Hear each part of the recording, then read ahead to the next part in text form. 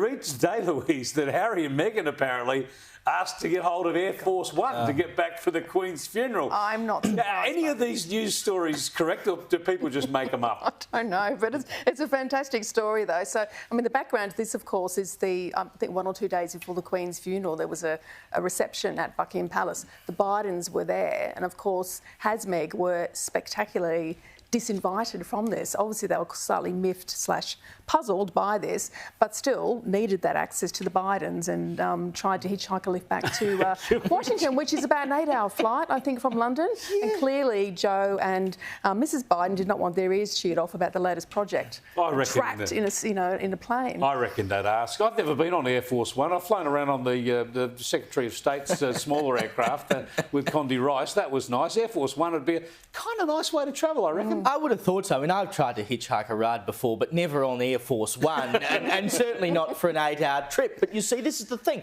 The entitlement of these two, they want all the perks of being working royals without being working royals. And one of the funniest elements of this story is apparently that Meghan in particular has been trying to ingratiate herself with power makers in the United States, and she wants to get close to the Bidens, but every time she tries to make the effort, they're like, nah, not really interested. No, who are you?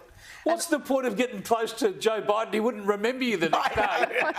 Maybe she should get close to Hunter Biden. He'd party. Well, yeah, and also supply with some drugs, I'm sure. Oh dear! And also, Jill's very savvy. She wants to keep him with the Cambridges, so she's like, no, you're not coming on my plane. Jill's running the show, you reckon? Oh yes.